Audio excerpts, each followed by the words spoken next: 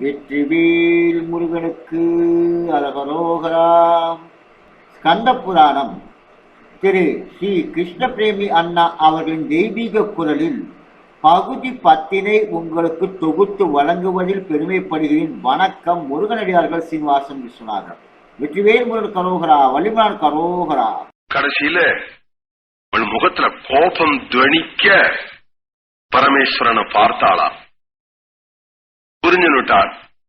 சரி போனா போகட்டும் அப்படின்னு விட்டுட்டா. பத்ரிங்க நாசம் உபயத்திர சிந்தையல் நீ நடக்க போறது தெரியும். ஈஸ்வரனுக்கு தெரியாது, தெரியாதனமா திடீர்னு நடந்துடுத்துன்னு ஒண்ணு கிடையாது. அப்படி இருந்தா ஜீவன் தானே.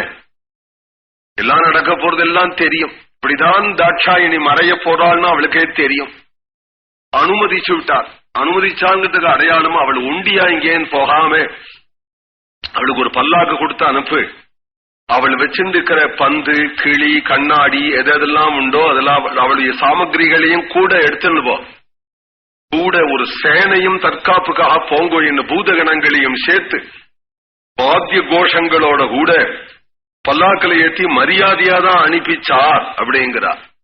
காரணம் என்னன்னா அவன் அங்க தன்னுடைய வேட்டாத்துல எப்படி இருப்பான்னு இவருக்கு தெரியும். இவள் இங்கேருந்து ஒண்டியா போய் நிக்கிறான்னு வச்சுப்போம். அப்ப தட்சன் என்னன்னா மாத்து துணி கூட இல்லாம துரத்தி விட்டான் என் பொண்ண. அங்கேனும் வந்து நிக்கிறா பிச்சைக்காரியாட்டான். வயத்த ஒரு பெத்தவனுக்கு வயத்த எரியாதா அப்படின்னு தட்சன் பேசுவனா. அதுக்காக நம்ம கண்ணியத்தை நாம் காப்பாத்திக்க வேண்டாமா? எங்களுக்குள்ள அபிப்பிராய பேதம் இவள் மீறி கிளம்பிட்டாள் அப்படிங்கறதெல்லாம் பொறுத்தியாளுக்கு தெரியக்கூடாது. என்ன கணவன் பாருங்க, எப்படி ஒரு கணவன். அதனால நான் தான் அனுப்பிச்சேன். ஆனா நான் ஏன் வரலேன்னா எனக்கு பத்திரிக்கை வரல, உங்காத்து பொண்ணு உங்காத்துக்கு வரா, நான் தான் அனுப்பிச்சேன்னு அவ்வளவு நாகரிகமா நடக்கிறார். ஏன் இப்படி வந்து சேர்ந்தா இந்த குழந்தைக்கு ஒரு ஆசை, தட்சயத்தியம் பார்க்கணும், தட்சணை பார்க்கணும் அப்படிங்கறதெல்லாம் இருக்கட்டும். இங்க பாகவத்துல அழகா சொல்றார், எங்க அண்ணா வந்திருப்பார் பார்க்கணும்னு சொல்லிட்டு வராளா.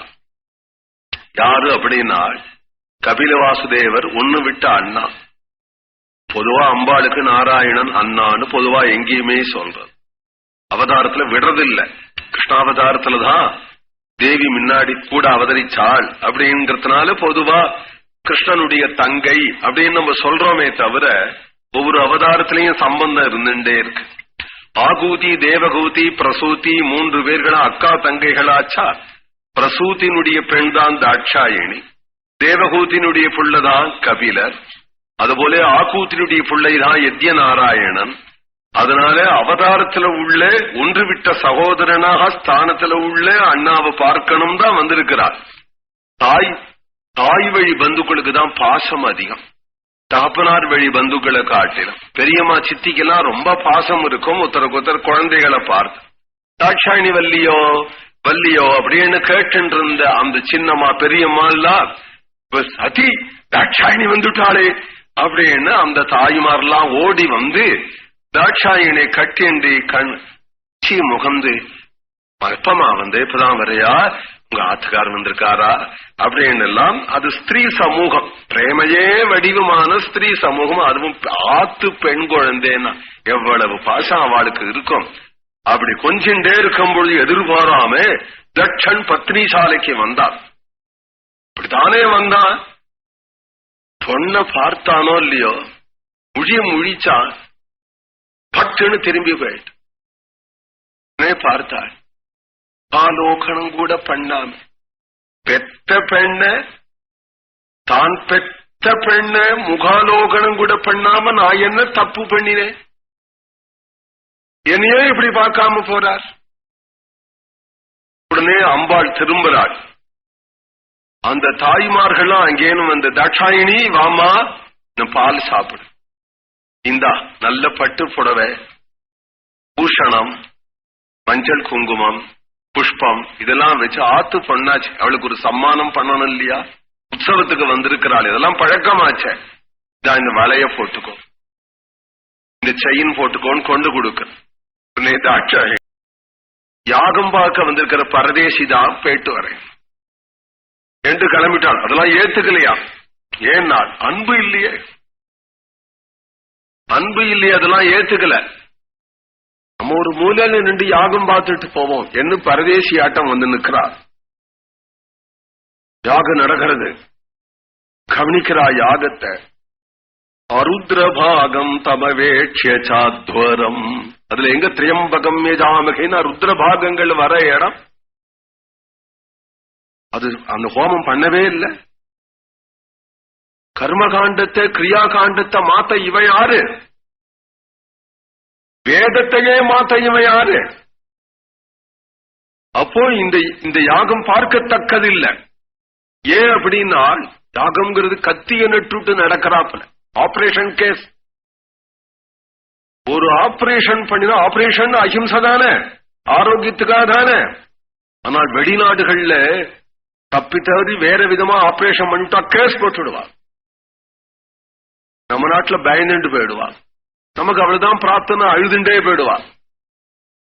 ஆபரேஷன் தவறி விடுத்து அப்படின்னா அதுக்கு பொறுப்பாளி டாக்டர் வெளிநாட்டுல. இது ஆபரேஷனை போல சரியானபடி யஜ்யத்தை பண்ணினியானால் அந்த பசுவுக்கும் சொர்க்கம் கிடைக்கும், பண்ணினவனுக்கும் கிடைக்கும். தவறி பண்ணிவிட்டியானால் நிகதஸ்யதி யஜ்ஞஸ்ய தத்ய கர்த்தா வினஷ்யதி, அந்த கர்த்தாவும் நாசமடைவான், பசுவும் நாசமடையும். அப்படி பண்ண வேண்டிய ஒரு யாகத்தை போய் இஷ்டத்துக்கு எப்ப நீ மாத்தினே அப்படின்னால், வேதோக்தமான தேவதே ருத்ரன், வேதத்துலதானே சொல்லிருக்க, வேதோக்தமான தேவதை தானே. அப்போ நீ அந்த ருத்ரன் இடத்துல உனக்கு அசூய இருவதானால் வேதத்திலேயே உனக்கு அசூய. அப்போ நீ அவைதிகன், பிளேச்சன். நீ இப்போ வேதத்துல வரக்கூடியதான வாக்கியங்களை உச்சரிக்கிறதுக்கு உனக்கு இஷ்டம் இல்லையோ, அப்ப நீ வேதத்வேஷி. ஒரு கால் தேவத்வேஷிங்கிறத கூட மன்னிச்சு விடலாம், அந்த தெய்வமே மன்னிக்கும். வேதத்வேஷிங்கிறது மன்னிக்க முடியாததான குற்றம் என்று நினைச்சண்ட தேவி, யத்யக்ஷரம் நாம கிரேரிதம் ரிணாம் சகிருத் பிரசங்காத் அகமாசுகம் திததி பவித்ர கீர்த்திம் தம் அலங்கிய சாசனம் பவானஹோ த்வேஷ்டி சிவம் சிவேதரகாயா யத்யக்ஷரம்.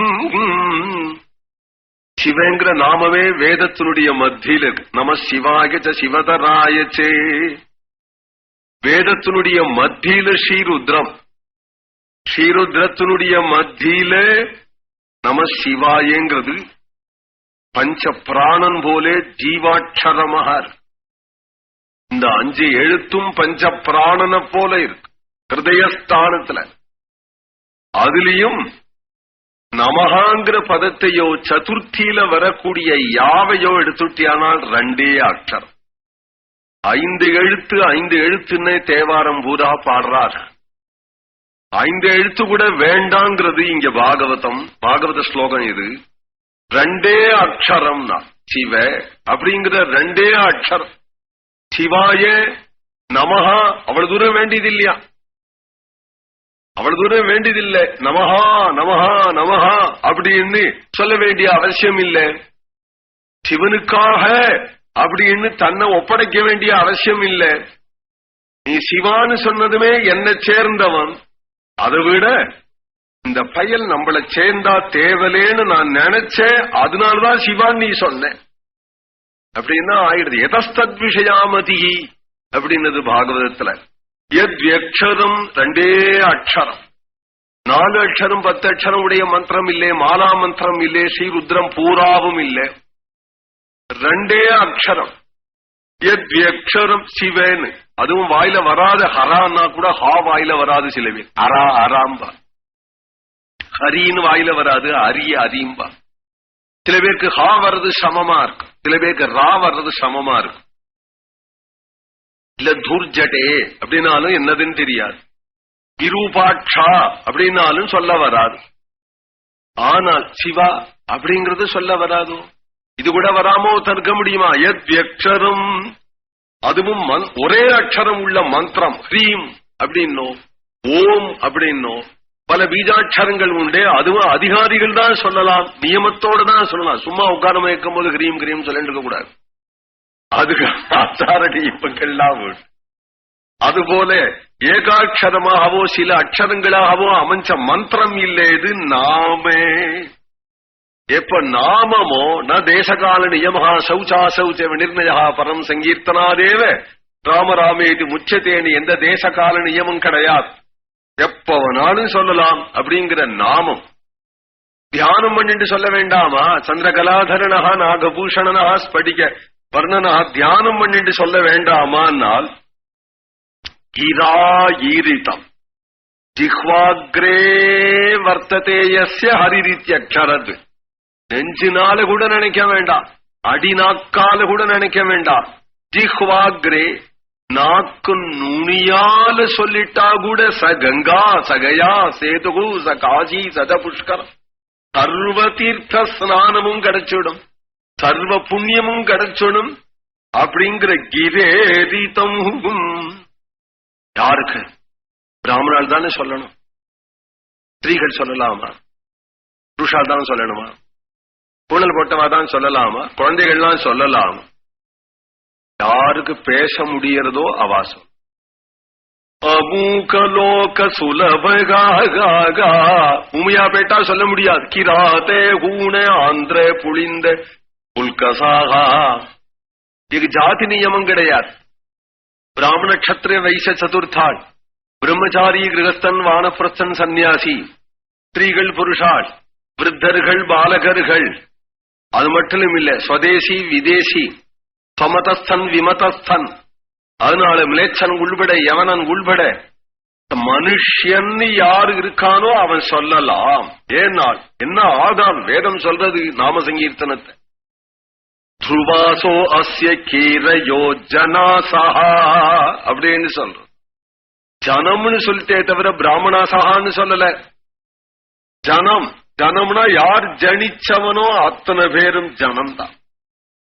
ஜனிச்சவன் யாரானாலும் சொல்லலாங்கிற அர்த்தத்துல நிருணாம் நரன் அப்படின்னா நரனாம் லேச்சனும் நரந்தான், ஹிந்துவும் நரந்தான், பிராமணனும் நரந்தான், சண்டாளனும் நரந்தான்.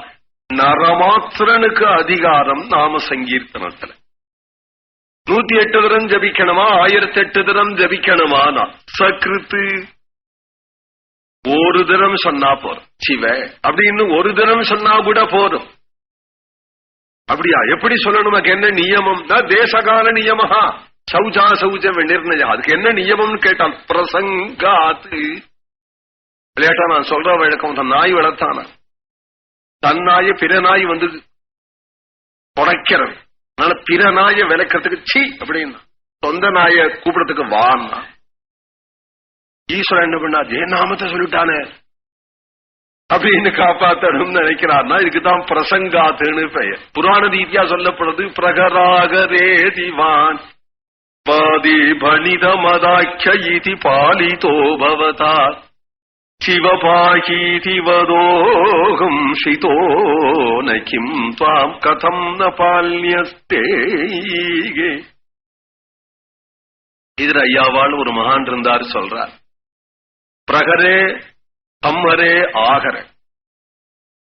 காட்டுல சாக கிடக்காம ஒரு வேடன் உள்ள வந்து, அப்பா நான் எப்படி பிழைக்கிறதுன்னா, ஏண்டா நான் பிழைக்கிறதுக்கு வழி இல்லையா? பிரகர அட்டி, தம்மரை கொலை பண்ணு, ஆகர கொண்டு வேட்டையாடுறது. ஒரு மானையோ முயலையோ பார்த்தா அட்டி கொலை பண்ணு கொண்டுவா.